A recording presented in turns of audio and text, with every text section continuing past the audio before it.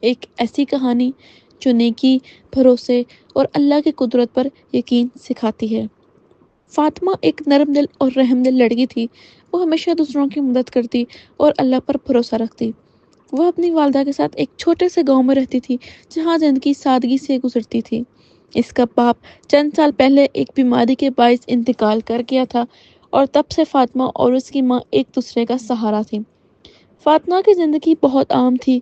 وہ صبح اٹھ کر گھر کے کاموں میں ماں کا ہاتھ بٹاتی، پھر قرآن پڑھتی اور دوپہر میں محلے کے بچوں کو پڑھاتی تاکہ کچھ اضافی پیسے کما سکے۔ زندگی مشکل ضرور تھی مگر اللہ پر اس کا بھروسہ کبھی کم نہ ہوا۔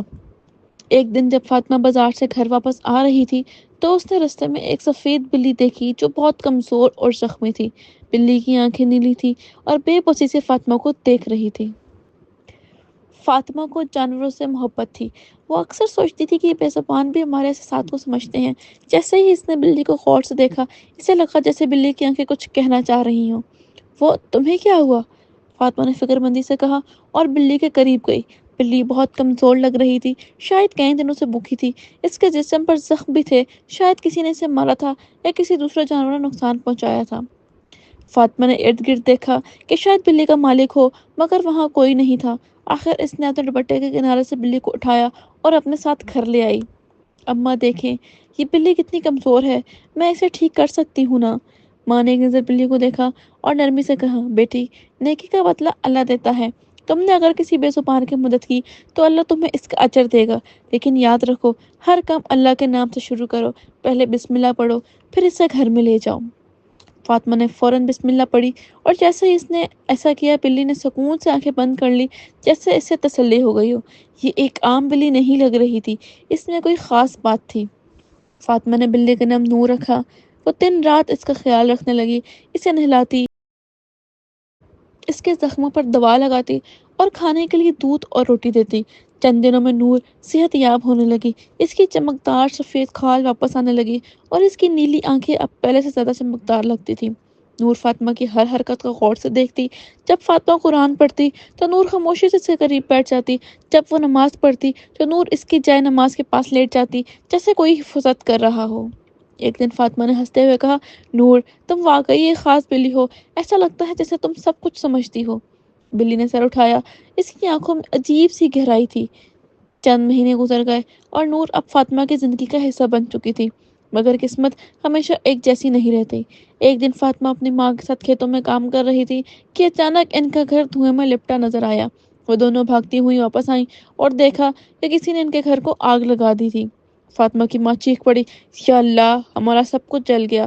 گاؤں والے بھی اکٹھے ہو گئے اور سب نے مدد کی، مگر جب تک آگ بجھائی جاتی گھر کا زیادہ تر سامان جل چکا تھا۔ فاطمہ کی آنکھوں میں آنسو تھے۔ ہم اب کہاں جائیں گے؟ اس لمحے نور اچانک فاطمہ کے پیروں میں لپٹ گئی جیسے اسے تسلی دینا چاہ رہی ہو۔ ایک بڑی خاتون نے آگے بڑھ کر کہا، بیٹی، اللہ پر بھروسہ رکھو، وہ ہمیشہ مشکل میں اپنے بندوں کا ساتھ دیتا ہے۔ اب فاطمہ اور اس کی ماں کے پاس رہنے کے لیے کوئی جگہ نہیں تھی۔ وہ ایک قریبی رشتہ دار کے گھر چلی گئی مگر وہاں زیادہ دن رہنا ممکن نہ تھا۔ فاطمہ دن رات اللہ سے دعا کرتی کہ کوئی رستہ نکل آئے۔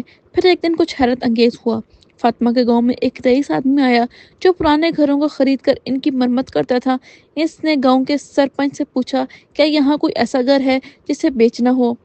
سرپنچ نے افسوس سے فاطمہ کا ذکر کیا۔ ایک بیوہ اور اس کی بیٹی کا گھر جل گیا تھا اور وہ اب بے گھر ہیں۔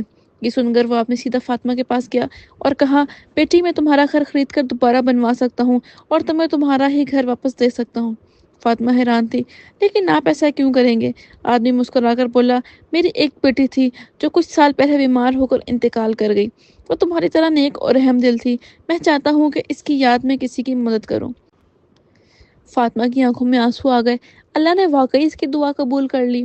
چند ہفتوں بعد فاطمہ کا نیا گھر بن گیا اور اس کی ماں خوشی خوشی وہاں واپس آ گئی۔